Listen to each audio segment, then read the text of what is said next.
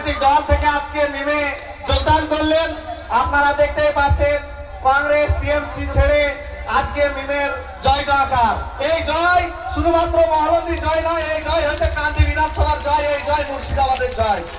এই কান্দি বিধানসভা থেকে চুরি, দুর্নীতি, ঘুষ, ডাকাতি সবকে হঠাৎ আপনারা হাত মিলান, ভাইয়ের সঙ্গে হাত মিলিয়ে গল্প আপনারা একটু বসে যান। জিন্দাবাদ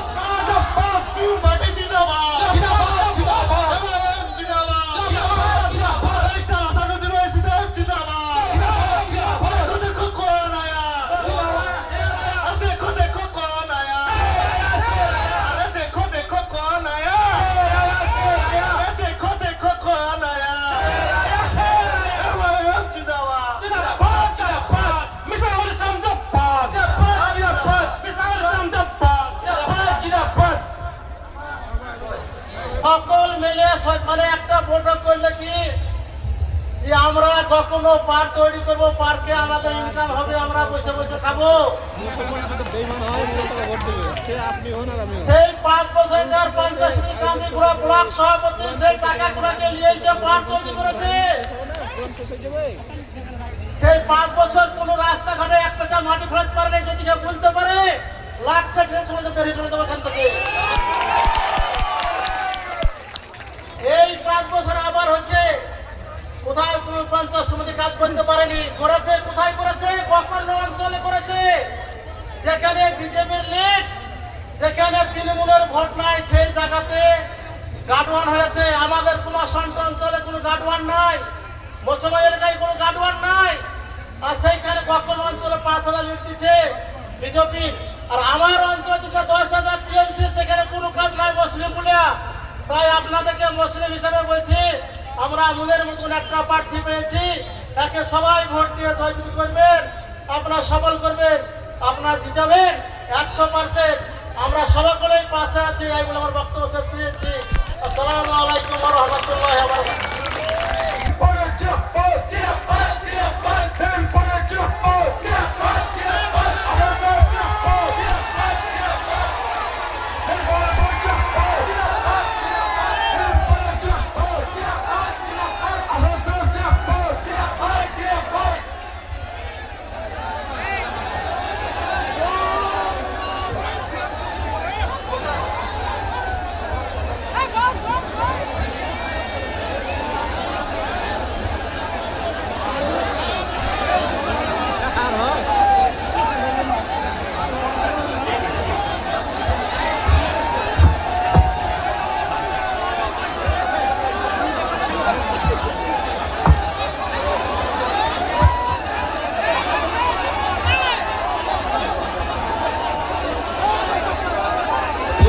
आप लोग बैठ जाइए,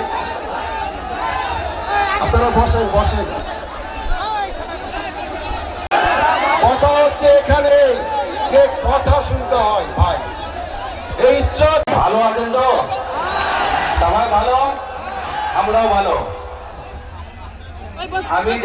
আমি অল্প অল্প বাংলা জানি, কিন্তু ভাষণ করবো আমি হিন্দিতে, ঠিক আছে? চলবে তো? सबसे पहले मेरे सामने बैठे हुए मेरी पर्दानशी माओ बहनों, बुजुर्गों, दोस्तों, स्टेज पे हम सबके नेता बैरिस्टर असदुद्दीन अवैसी साहब और आप सबके विधानसभा के प्रत्याशी मिसबाहुल हक साहब और यहाँ पे मौजूद नौजवान साथियों, सबको अस्सलाम वालेकुम रहमतुल्लाहि व बरकातहू। मैं सिर्फ चंद बातें कह करके मैं रुखसत ले लूंगा। हमारे नेता, मुझे पता है कि हम सब लोग जिनको देखने के लिए और सुनने के लिए आए हैं वो हमारे साथ है। अभी मैं मिसबा भाई को सुन रहा था कि कितने दिनों के मुशक्कत के बाद ये फील्ड आपको मिला है। जब हम लोग बिहार में इलेक्शन लड़ रहे थे तब हमारे साथ भी ये परेशानियां आ रही थी। लोग हमें डराने की कोशिश कर रहे थे, लोग हमें इतने डराते हैं कि इनको वोट मत दो वो जीत जाएगा, उनको वोट मत दो वो जीत जाएगा। लेकिन आप लोगों को मैं ये पूरे कॉन्फिडेंस के साथ कहना चाहता हूं कि इस 5 महीने में बिहार के जितने भी मुसलमान और अल्पसंख्यक और पिछड़ी जाति के जितने लोग हैं, सबसे ज्यादा अगर किसी से उम्मीद करते हैं तो हम 5 विधायकों से उम्मीद करते हैं। और हम लोग जब विधानसभा में बोलते हैं तो सबकी बोल बोलती बंद हो जाती है। हम लोग अपने हक और हकूक के लिए मांगने के लिए खड़े रहते हैं। आप बता दीजिए, जो हमें डरा करके मुसलमानों का वोट लेते हैं और कहते हैं कि बीजेपी जीत जाएगी, फला जीत जाएगा, इसको वोट नहीं दोगे वो जीत जाएगा। बता दीजिए, हिंदुस्तान जब आजाद हुआ था तब सिर्फ 2 पार्टी थी। 2 पार्टी में हम लोगों ने कांग्रेस को चुना। कांग्रेस से टूट करके सारे लोग अपने अपने धर्म और मजहब का नेता बन गए और धर्म और मजहब को ऊपर कर दिए। जब हम लोग अपने लिए मांगने के लिए खड़े हुए, जब हमारा एक नेता हिंदुस्तान में पैदा हुआ जिसका नाम बैरिस्टर असदुद्दीन अवैसी है, जिनके साथ हम लोग खड़े हुए, कंधे से कंधा मिला करके चलना शुरू किए और हिंदुस्तानों के मुसलमान और खास करके अल्पसंख्यक और पिछड़े जातियों का आवाज जब बनना शुरू हुआ, जब हम लोग अपने लिए आवाज उठाना शुरू किए, तो लोगों के मुंह में अब एक ही चीज होने लगा कि इनको वोट दोगे वो जीत जाएगा, उन लोगों को वोट। मैं आप लोगों से सिर्फ इतना ही कहूंगा, किसी के घर में अगर बिरयानी बन जाए तो हमारा बच्चा भूखा ही रहेगा। हमारे घर में अगर चावल ना हो, किसी के घर में बिरयानी बन जाए तो हम लोग भूखे ही सोएंगे, उसके बिरयानी से हमको कोई मतलब नहीं। तो हम आप लोगों से इतना ही कहेंगे कि 1 से 100 बना है। जिस दिन बीजेपी पार्टी आई थी हिंदुस्तान में, वो सिर्फ 2 सीट जीती थी, आज पूरे हिंदुस्तान में राज कर रही है।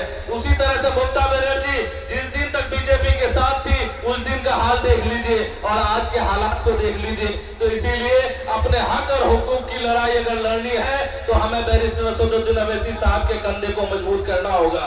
आप बहुत सारे लोग ये सवाल करते हैं कि बैरिस्टर असदुद्दीन अवैसी साहब, आपको ये बता दीजिए कि मिसबा भाई अगर यहाँ से एमएलए बन जाएंगे तो बैरिस्टर असदुद्दीन अवैसी साहब को क्या फायदा मिलेगा? आज हम 5 विधायक बन गए हैं तो बैरिस्टर असदुद्दीन अवैसी साहब रात दिन मेहनत करके हमें विधायक बना दिए। आज उनको क्या फायदा मिल रहा है? सिर्फ वो कौम की और मिल्लत की आवाज बनकर के उठना चाह रहे हैं और नौजवानों को आगे खड़ा करना चाहते हैं कि कौम की रखवाली तुम करो। अब हम आप लोगों के सहारे हिंदुस्तान के मुसलमानों की आवाज बनना चाहते हैं। इसीलिए आप लोगों से मेरी गुजारिश है कि आप लोग इधर उधर के बातों को मत सुनिएगा। हम लोग बिहार में जीते, हम लोग मुंबई में जीते, हम लोग महाराष्ट्र, ये क्या इंशाल्लाह बंगाल में भी जीतेंगे। इसीलिए अब हम लोग सब कोई मिलकर के बैरिस्टर असदुद्दीन अवैसी साहब को सुनते हैं। बहुत बहुत शुक्रिया। अस्सलाम वालेकुम रहमतुल्लाहि बरकातहू। आप लोग पतंग साहब को वोट दीजिए और पतंग साहब को जिताइए। बहुत बहुत। अब हम लोग आपके अपने मकबूल लीडर बैरिस्टर असदुद्दीन ओवैसी साहब को दावत दे रहे हैं। नारे तकबीर, बैरिस्टर असदुद्दीन ओवैसी साहब।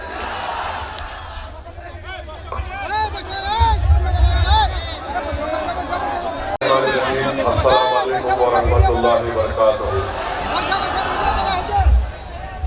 मैं आप तमाम का शुक्रिया अदा करता हूँ कि आपने आज मिसबाह-उल-इस्लाम खान साहब के इलेक्शन रैली में हजारों की तादाद में आपने यहाँ पर आप आए, शिरकत की।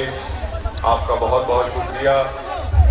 मैं आपसे ये अपील करने आया हूँ कि 23 तारीख के दिन आप तमाम लोग मिलकर अपना एक एक वोट गुड्डी के निशान पर बटन दबा कर दीजिए।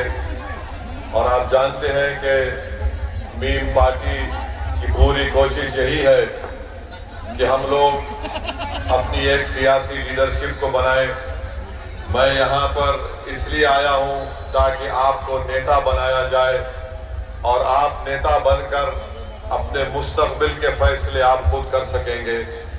मीम पार्टी यही चाहती है कि आपको इंसाफ मिले, नाइंसाफी का खात्मा हो और आपकी तकालीफ को हम दूर किया जा सके। मेरे अजीज दोस्तों और बुजुर्गों, मैं 2 दिन पहले कांडी विधानसभा में आया था। कौन सा मुखातिब? हिजोल पंचायत में गया था। वहां पर जाकर मैंने कहा था कि इस्माइल से अपूर्वा सरकार हाथ नहीं मिलाए थे। मैंने कहा था कि इस्माइल तुम जहां कहीं भी हो, मैं आकर तुमसे हाथ मिलाऊंगा। तो मालूम हुआ कि अपूर्वा सरकार जाकर पहले उसको हार मिला दिया। तो जो मीम पार्टी बोलती है, टीएमसी और अपूर्वा सरकार भागकर करती है। कल तक अपूर्वा सरकार इस्माइल से हाथ मिलाने के लिए तैयार नहीं था, मगर जब ओवैसी ने कहा कि इस्माइल के घर जाकर मैं हाथ मिलाऊंगा, तो पूरा सरकार उसके घर को जाकर उससे हाथ मिलाता।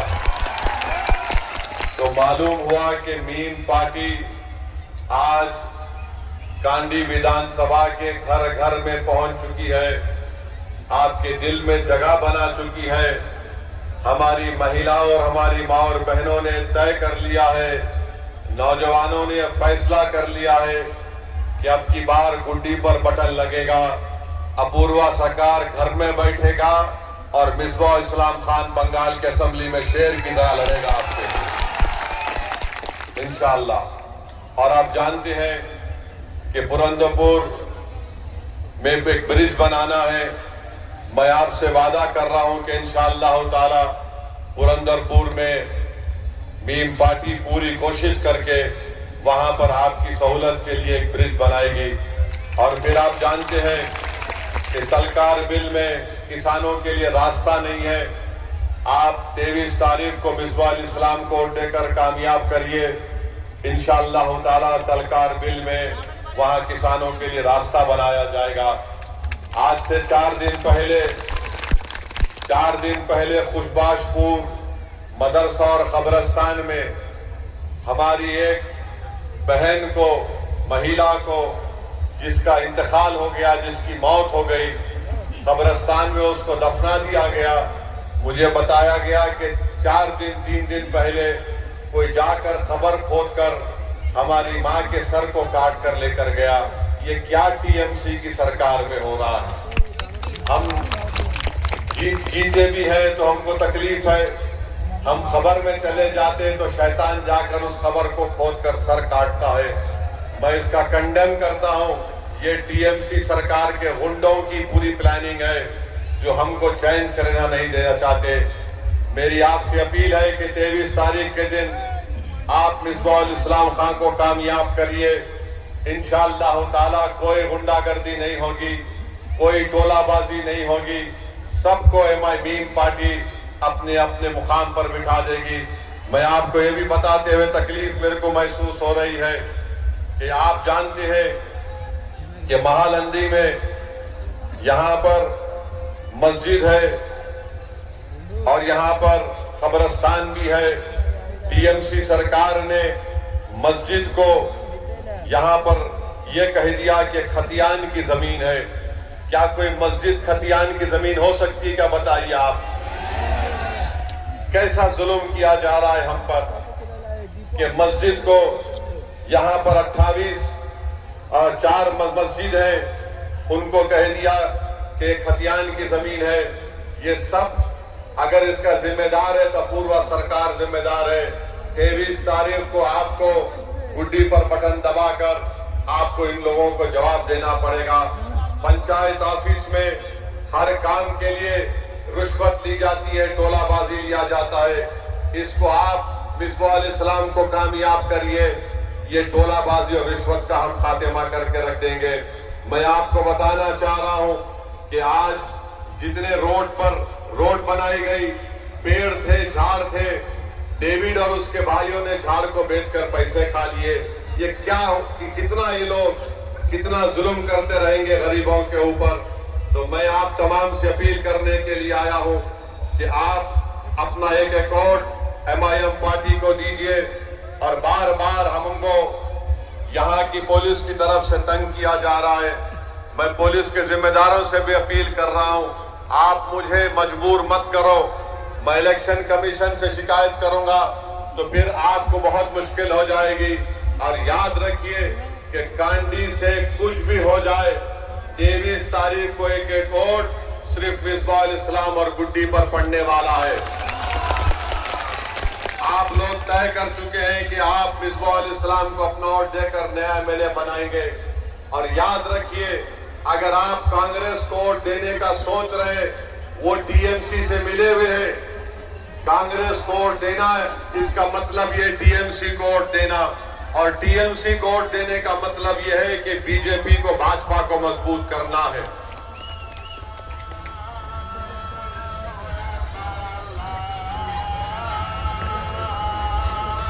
अल्लाह कामयाब होकर बंगाल के असेंबली को जाएगा।